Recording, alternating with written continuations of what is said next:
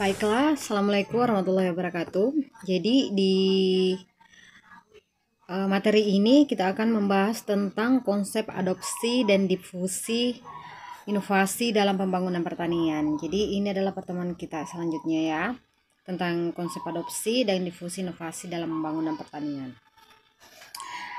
Jadi saya ingin adik-adik semua yang sebelum kita bertemu di pertemuan selanjutnya, saya ingin kalian mempelajari tentang konsep adopsi dan difusi inovasi dalam pertanian. Jadi nanti pas kita di pertemuan perkuliahan secara offline, saya harap adik-adik semua sudah paham. Jadi kita diskusi atau sharing, saling bertukar apa yang adik-adik ketahui, begitupun dengan apa yang saya ketahui. Jadi kita sharing ya, sharing session, kita diskusi. Jadi saya mohon kiranya nanti ya adik-adik yang hadir di pertemuan kita ini aktif bertanya satu sama lain. Baiklah, kita langsung saja. Jadi adik-adik itu harus tahu konsep adopsi dan difusi inovasi itu apa. Jadi adik-adik perlu ketahui bahwa konsep adopsi dan difusi inovasi itu merupakan salah satu konsep yang sangat penting dalam konteks pembangunan pertanian. Jadi peran dari adopsi dan difusi ini sangat berperan penting dalam pembangunan pertanian kita, di mana konsep ini akan membahas tentang bagaimana inovasi atau perubahan praktik pertanian diterima dan menyebar di antara komunitas petani. Jadi bagaimana caranya kita memperkenalkan misalkan suatu teknologi, dan teknologi itu nantinya akan diterima oleh kelompok petani yang teman-teman atau adik-adik itu sampaikan informasi tersebut. Dan setelah diterima, bagaimana caranya yang misalkan satu kelompok tadi yang sudah menerima teknologi yang kita sampaikan, kemudian teknologi tersebut bisa menyebar ke petani-petani lebih luas lagi, begitu ya. Jadi sampai sini paham kan? Jadi intinya itu menyampaikan teknologi, memperkenalkan suatu teknologi itu diterima dan teknologi itu bisa menyebar ke petani-petani lainnya. Jadi pertama kita akan bahas tentang adopsi inovasi. Jadi apa sih itu adopsi inovasi? Jadi adopsi inovasi itu di mana kita di sini mengacu pada proses di mana individu atau kelompok menerima dan menggunakan inovasi atau melakukan perubahan dalam praktik pertanian mereka. Jadi di sini di inovasi itu kita seperti mengenalkan, kita berada di proses mengenalkan suatu produk. Misalnya adik-adik punya produk pertanian misalnya, contoh seperti traktor misalnya, dimana traktor ini kan jauh sebelum petani menggunakan traktor, mereka kan menggunakan membajak sawahnya secara manual, bisa menggunakan kerbau begitu. Namun tiba-tiba misalkan adik-adik ini salah satunya adalah penyuluh, kemudian adik memberikan informasi kepada petani bahwa ada teknologi semacam teknologi seperti traktor, di mana traktor ini nantinya bisa membantu petani mengefisienkan waktunya dan mengurangi biaya dalam membajak sawah, dan teknologi itu namanya traktor, dan Bapak Ibu bisa gunakan. Jadi itu adalah adopsi inovasi di mana adik sudah menyampaikan, dan bagaimana caranya meyakinkan bahwa traktor ini bagus dan mempunyai banyak kelebihan untuk petani itu sendiri. Jadi di sini adik-adik berusaha mengubah mindset petani misalnya agar dia beralih dari menggunakan kerbau menjadi menggunakan traktor supaya lebih efisien begitu. Jadi bagaimana caranya adik-adik ini meyakinkan bahwa produk ini bagus, meyakinkan ke petani begitu, meyakinkan suatu kelompok atau individual, di mana Adik-adik perlu ketahui bahwa proses ini melibatkan pengambilan keputusan oleh petani untuk menerima atau menolak inovasi baru tersebut berdasarkan pertimbangan seperti manfaat, biaya, risiko, dan kebutuhan. Jadi nantinya setelah adik-adik menyampaikan informasi tentang traktor tersebut, petani akan mempertimbangkan apakah teknologi yang adik barusan sampaikan itu dapat diterima atau tidak. Jadi adik-adik itu harus berusaha meyakinkan petani bahwa apa yang adik-adik sampaikan itu mempunyai manfaat, biayanya tidak terlalu mahal, risikonya itu rendah, dan ini sangat dibutuhkan. Namun adik-adik perlu ketahui bahwa beberapa faktor yang mempengaruhi adopsi inovasi itu termasuk karakteristik inovasi itu sendiri, karakteristik individu atau kelompok, serta faktor lingkungan dan sosial. Jadi adopsi inovasi itu diterima atau tidak oleh petani itu, adik-adik harus perhatikan karakteristik inovasi yang adik sampaikan itu. Misalkan jangan sampai misalkan adik-adik menyodorkan traktor ke nelayan misalnya, kan itu kan tidak sesuai dengan apa yang dibutuhkan oleh orang tersebut, dan itu kan tidak sesuai dengan faktor lingkungan dan sosial. Jadi kita harus sesuaikan. Jadi ketika kita memberikan informasi ke seseorang, ke kelompok, harus sesuai dengan apa yang mereka butuhkan supaya penolakan itu sangat minim kita dapatkan. Jadi jangan serta-merta saya punya produk ini canggih, saya akan sodorkan ke sini tanpa mempertimbangkan bahwa karakteristik dari inovasi yang kita sampaikan itu cocok atau tidak digunakan oleh orang tersebut atau kelompok tersebut. Jadi harus disesuaikan ya.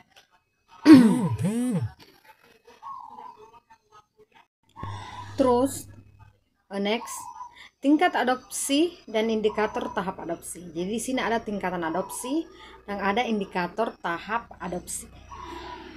Tingkat adopsi itu ada 5. Yang pertama itu sadar, di mana kita harus menumbuhkan pertama kesadaran terhadap kelompok atau komunitas petani yang kita akan berikan informasi. Bagaimana caranya kita memberikan kesadaran ke mereka. Kedua, minat. Setelah kita memberikan kesadaran bahwa teknologi ini sebenarnya penting untuk di-apply, untuk digunakan oleh mereka, kita harus menumbuhkan minat. Karena walaupun mereka sudah sadar bahwa itu penting digunakan, tapi kalau minatnya tidak ada, jadi dia tetap tidak akan menggunakan. Setelah minatnya ada, menilai. Bagaimana caranya dia menilai bahwa ini betul-betul bagus, memberikan keuntungan untuk mereka. Kemudian yang keempat itu ada mencoba. Kemudian setelah dia menilai ternyata ini betul-betul bagus ya, dia harus mencoba. Jadi dia mulai mencoba mulai dari skala kecil sampai skala besar. Terakhir setelah dia mencoba betul teknologi itu bagus, maka dia akan mulai menerapkan. Jadi tingkat adopsi itu ada 5. Sadar, minat, menilai, mencoba, dan menerapkan. Kemudian indikator tahap adopsi.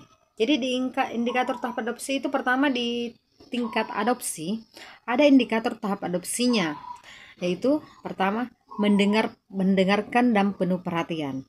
Mendengarkan dan penuh perhatian di sini bagaimana caranya kita ketika menyampaikan informasi, pendengar, audiens itu mendengarkan dengan penuh perhatian supaya mereka fokus. Kan ketika mereka fokus mendengarkan apa yang kita sampaikan, secara otomatis dia akan tertarik. Dan ketika dia tertarik, dia akan semakin fokus untuk mendengarkan karena dia pasti penasaran. Teknologi ini kayaknya betul-betul penting untuk saya apply.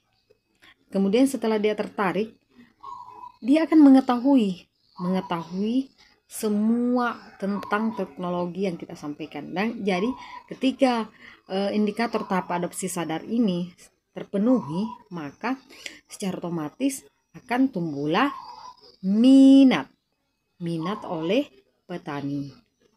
Karena dia sudah mengetahui apa itu traktor, dan secara otomatis akan ada minat. Selanjutnya, tingkat adopsi minat, di mana indikator tahap adopsi di tingkat adopsi minat ini ada dua. Pertama, mencari informasi secara aktif, kemudian mengerti. Jadi tadi kan kita sudah meningkatkan kesadaran, di mana dia sudah mengetahui. Jadi setelah dia mengetahui akan ada minat, di mana setelah ada minat ini pasti dia akan kelompok petani akan mulai mencari informasi secara aktif sampai dia mengerti. Jadi mencari informasi secara aktif kemudian mengerti. Jadi petani akan mulai, kelompok atau petani akan mulai aktif mendengarkan kita secara seksama, mulai aktif berdiskusi dengan kita sebagai penyuluh, karena dia akan mencari informasi tentang teknologi yang kita sampaikan tadi, karena minatnya sudah ada. Kemudian setelah aktif dia akan mulai mengerti. Kemudian setelah mengerti, maka kita akan lanjut ke tingkat adopsi, yaitu menilai, di mana indikator tahap adopsi menilai itu ada 3, yaitu kelompok petani akan mulai menyatakan keinginannya. Kemudian kedua, menyatakan persetujuannya, menolak atau menerima apa yang kita sampaikan tadi. Kemudian ketiga itu dia akan menghitung keuntungan yang didapat ketika menggunakan teknologi tersebut. Jadi setelah minatnya ada dan dia mulai menyatakan keinginan bahwa iya ternyata teknologi yang Bapak tadi sampaikan seperti traktor itu sangat saya butuhkan di pertanian saya, itu kan dia sudah menyatakan keinginan, karena saya lihat dapat mengefisienkan waktu, mengurangi banyak biaya, dan ini menurut saya sangat menguntungkan bagi saya sebagai petani. Jadi di sini petani mulai menyatakan keinginannya bahwa dia siap menerima. Jadi secara otomatis ketika petani sudah menyatakan keinginannya bahwa dia siap, dia setuju untuk apply teknologi yang tadinya adik-adik sampaikan, maka petani akan mulai menghitung keuntungan. Jadi dia akan mulai harga traktor segini, biaya bensin segini, dan setelah dia dapat semuanya, maka tingkat adopsinya akan lanjut ke dia mencoba. Petani akan mulai mencoba, di mana di indikator tahap adopsi mencoba ini ada 2, yaitu mulai melaksanakan, mencoba skala kecil. Jadi dia akan mulai meminta untuk mempraktekkan cara penggunaannya mulai dari yang skala kecil. Kemudian setelah dia mulai mempraktekkan dan ternyata itu betul sesuai dengan apa yang mereka butuhkan, maka kelompok petani itu tersebut akan lanjut ke tingkat adopsi menerapkan, di mana indikator tahap adopsi menerapkan ini ada 2, yaitu mereka akan selalu melaksanakan, yang kedua selalu mencari penyempurnaan. Jadi dia akan sudah mulai memesan traktor misalnya, kemudian melaksanakannya, menggunakannya untuk menggarap lahannya, dan akan terus mencoba mencari penyempurnaan atau teknologi lainnya supaya bisa membantu mereka dalam meningkatkan produksinya. Begitu. Selanjutnya kita akan masuk di difusi inovasi. Jadi apa itu difusi inovasi? Apa sih perbedaan difusi inovasi sama adopsi inovasi? Jadi sebenarnya adopsi inovasi itu difusi inovasi itu lanjutan dari adopsi inovasi. Jadi di adopsi itu kita memperkenalkannya sampai petani atau kelompok menggunakan, dan di difusi itu bagaimana caranya supaya teknologi yang kita kenalkan tadi bisa menyebar lebih luas lagi dan banyak digunakan. Jadi sebenarnya di materi adopsi dan difusi ini bagaimana caranya kita menjadi agent of change sebagai penyuluh. Kita membawa perubahan di suatu kelompok atau komunitas. Jadi kita menjadi agent of change di sini ya. Intinya begitu. Jadi adik-adik perlu ketahui, kita kembali lagi ya ke difusi inovasi. Adik-adik perlu ketahui bahwa difusi inovasi itu merujuk pada proses penyebaran informasi atau perubahan praktik pertanian dari satu individu atau kelompok ke individu lainnya atau ke kelompok lainnya dalam masyarakat. Jadi seperti tadi yang saya sampaikan bahwa di adopsi tadi kita memperkenalkan sampai kelompok atau komunitas itu menerima, namun di difusi bagaimana caranya kelompok tersebut tadi membantu kita yang sudah menggunakan teknologi tersebut, membantu kita menyebarkan informasi itu lebih luas lagi sehingga lebih banyak lagi yang menggunakan dan menerima teknologi yang kita sampaikan tadi, yang kita perkenalkan. Begitu. Contohnya itu seperti penggunaan traktor kan sudah mulai diterima di masyarakat. Jadi traktor itu sudah sampai di tahap difusi inovasi karena sudah menyebar luas, banyak digunakan. Gitu. Sampai sini adik-adik paham kan apa maksud dari adopsi dan difusi inovasi. Di difusi inovasi sendiri ini, proses ini melibatkan penyebaran ide, gagasan, atau teknologi melalui saluran komunikasi dan interaksi sosial. Jadi maksudnya di sini di difusi inovasi ini bagaimana caranya kita menyebarkan yang tadinya sudah diterima oleh satu kelompok, sudah digunakan oleh satu kelompok teknologi yang kita sampaikan, bagaimana caranya kita mempunyai ide, gagasan, bagaimana caranya kita membangun komunikasi sehingga lebih banyak lagi yang menggunakan. Adapun faktor-faktor difusi inovasi diterima atau tidak itu meliputi di mana harus ada kejelasan inovasi, keuntungan relatif, kesesuaian, kompleksitas, dan tingkat keterlibatan petani dalam proses penyebaran informasi tersebut. Jadi faktor-faktor mempengaruhi diterima tidaknya difusi inovasi itu kurang lebih hampir sama dengan adopsi inovasi tadi, dimana harus sesuai dengan inovasi itu harus sesuai dengan apa yang dibutuhkan oleh kelompok tersebut. Jangan sampai kita menyodorkan traktor ke petani secara otomatis kan itu tidak sesuai dengan inovasi yang mereka butuhkan. Ya, jadi cuma di sini bedanya tingkat keterlibatan petani dalam proses penyebaran informasi itu tambahnya ya dari adopsi ke inovasi, dari adopsi ke difusi. Seperti tadi yang saya sampaikan bahwa setelah diterima oleh petani, bagaimana caranya petani atau kelompok tadi itu membantu kita dalam penyebarannya. Jadi perang aktifnya petani yang sudah menggunakan teknologi ini sangat dibutuhkan di difusi inovasi dalam membantu kita untuk menyebarkan informasi tersebut. Karena kan kalau petani sudah menggunakan dan membantu kita menyebarluaskan informasi tersebut itu kan lebih mudah lagi karena petani kan sudah mencobanya, sudah merasakan keuntungannya, sudah merasakan usaha teknologi tersebut sangat membantu sehingga peran petani di sini dikatakan berperan penting, termasuk faktor yang sangat berperan penting dalam difusi inovasi. Oke. Jadi selanjutnya terus hubungan adopsi dan difusi itu apa? Ya, tadi dari awal saya sudah sampaikan bahwa adopsi sama difusi itu dua hal yang saling keterikatan satu sama lain, tidak bisa dilepaskan. Jadi hubungannya apa? Hubungan antara adopsi dan difusi itu adalah di mana mereka saling terkait dalam proses perubahan praktik pertanian.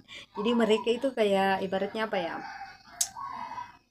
Mempunyai keterkaitan lah satu sama lain. Jadi di mana tadi adopsi memperkenalkan teknologi sampai teknologi itu diterima, dan difusi bagaimana caranya teknologi yang tadinya sudah diterima oleh satu kelompok dapat diterima atau menyebar luas lagi ke kelompok atau komunitas lainnya. Ya kan? Jadi gampang ketika adik-adik ditanya apa hubungan antara adopsi dan difusi, secara otomatis adik-adik sudah tangkap, sudah paham hubungannya ini kan. Oke. Jadi hubungan antara adopsi dan difusi, di mana adopsi inovasi adalah merupakan tahap di mana individu atau kelompok menerima dan menggunakan inovasi. Sementara difusi inovasi merupakan tahap di mana inovasi tersebut menyebar lebih luas ke kelompok atau ke komunitas lainnya. Jadi di sini teman-teman atau adik-adik perlu ketahui bahwa difusi inovasi yang berhasil dapat mempercepat adopsi inovasi di antara komunitas petani. Jadi paham kan? Difusi inovasi yang berhasil ya dapat mempercepat adopsi inovasi di antara komunitas pertanian. Paham tidak apa maksudnya itu? Jadi di sini ketika teknologi yang tadinya sudah diperkenalkan ke petani pada saat kita masih berada di tahap adopsi inovasi, kemudian yang menggunakannya tadi itu menyebar luaskan dan banyak digunakan di kalangan masyarakat, itu tandanya difusi berhasil. Dan ketika difusi inovasi berhasil, secara otomatis adopsi inovasi juga berhasil, karena di difusi kita terbantu begitu. Jadi traktor itu salah satu contoh teknologi yang sudah bisa dikatakan bahwa difusi inovasi di situ berhasil karena sudah banyak digunakan. Sebenarnya masih banyak lagi teknologi-teknologi yang bisa dijadikan contoh, seperti halnya yang kalau contoh kecil sih contoh difusi inovasinya belum menyebar ya, belum berhasil, itu seperti halnya yang menggunakan drone yang kayak memupuk penggunaan pestisida menggunakan drone itu kan sudah mulai ada. Adik-adik perlu ketahui bahwa itu sudah mulai ada, namun itu kan belum menyebar luas, belum banyak yang gunakan. Itu artinya difusi inovasinya belum berhasil karena masih digunakan oleh segelintir orang atau kelompok tertentu saja. Dan itu kan pasti hal tersebut pasti terjadi karena penggunaan drone itu sendiri pasti menggunakan biaya yang cukup besar ya, harga dari drone itu mahal. Jadi itu kan salah satu tadi faktor yang tadi saya sampaikan di awal, faktor diterimanya itu sesuai dengan kebutuhan petani. Jadi begitu. Jadi hubungan antara tingkat adopsi, pendekatan dengan metode dan media komunikasi, seperti tadi yang saya sampaikan di adopsi inovasi bahwa tingkat adopsi itu ada 5. Di sini di hubungannya itu setelah tingkat adopsi ada pendekatan yang digunakan, kemudian metode dan media apa yang dapat digunakan sehingga dapat meningkatkan tingkat adopsi. Tadi kan ada 5: sadar, minat, menilai, mencoba, kemudian menerapkan. Kemudian pendekatan yang digunakan itu dalam meningkatkan tingkat adopsi itu menggunakan piramida terbalik. Karena kan piramida kan begini, segitiga. Ini ceritanya segitiga terbalik begini. Dimana di sadar itu sendiri kita butuh pendekatan secara massal.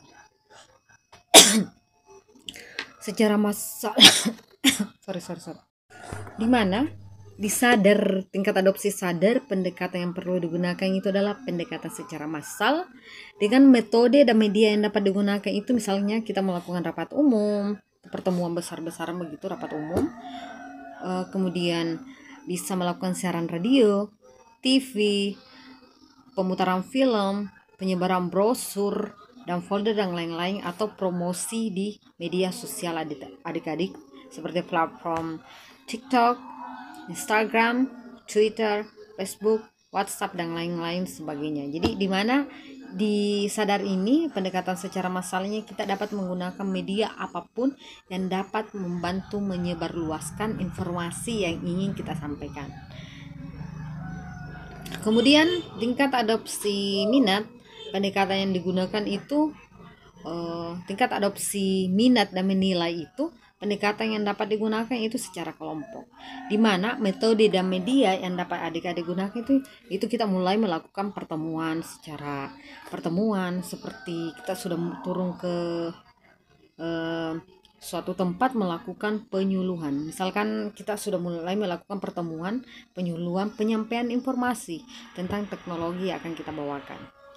Kemudian di tingkat adopsi mencoba dan menerapkan itu kita mulai menggunakan pendekatan individual. Jadi biasanya kan di mana di sini metode dan media yang dapat kita gunakan itu di mana kita mulai kunjungan ke kantor atau ke tempat petani-petani tersebut. Kita bisa menggunakan metode kayak persuasif begitu, dimana kita di sini mulai fokus pada satu kelompok, pada satu orang untuk memproduksikan itu dan meyakinkan bahwa ini bagus. Itu pendekatan secara individual dengan tingkat adopsi mencoba dan menerapkan. Karena kan biasanya kalau banyak tidak intim penyampaiannya kan, petani masih ragu-ragu ya mencoba. Namun ketika kita sudah mulai kunjungan langsung ke tempatnya, meyakinkan, dan saya rasa petani akan lebih terbuka lagi ya, dan dapat menerima apa yang kita sampaikan. Jadi maksud dari pendekatan massal ini bertujuan di mana penyuluh seperti misalnya adik-adik ada penyuluh atau saya di sini ada penyuluh. Saya di sini bertujuan hanyalah untuk sekedar bersifat memberikan informasi awal ya tentang maksudnya masih dalam tahap pengenalan tentang teknologi yang ingin saya sampaikan. Jadi di sini di pendekatan massal itu kita tidak memperhatikan pihak-pihak secara strategis, tapi pokoknya intinya kita menyebarkan kemana saja, siapapun boleh mendapatkan informasi tersebut. Dimana ini bertujuan untuk membagikan rasa ingin tahu seseorang, bagaimana cara kita membangkitkan rasa ingin tahu seseorang atau kelompok mengenai sesuatu hal yang baru. Jadi di sini di massal itu kita tidak fokus ke satu komunitas saja. Pokoknya intinya semua tahu, mau petani, nelayan, intinya mereka harus tahu bahwa ada teknologi ini. Kemudian pendekatan secara kelompok itu tujuannya itu supaya lebih cepat dan praktis dibandingkan pendekatan perseorangan. Jadi setelah itu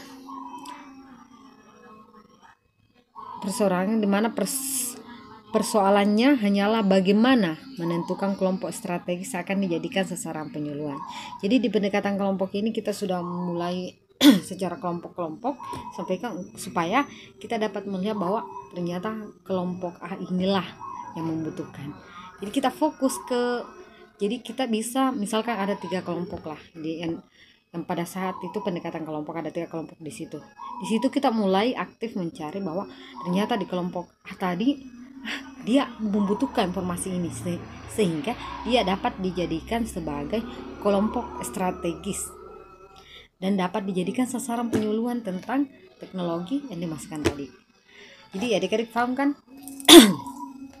Kemudian selanjutnya pendekatan perorangan, di mana pendekatan perorangan ini misalkan di kelompok tadi kita sudah dapat satu kelompok yang dapat dijadikan sasaran strategis. Kita lanjut di pendekatan perorangan. Di kelompok tadi ini ada satu orang yang dapat kita lakukan komunikasi secara lebih persuasif lagi, maksudnya orang per orang secara individual, di mana ini dilakukan untuk mencapai sasaran penyuluhan potensial dan strategis yang diperkirakan akan mendorong atau bahkan menghambat berlangsungnya kegiatan penyuluhan. Jadi di sini kita sudah fokus ya di individual, fokus misalkan secara individu ya, kita mulai memberikan informasi secara individu tersebut supaya orang itu yakin untuk menggunakan produk yang kita sampaikan tadi, produk baru yang kita perkenalkan tadi.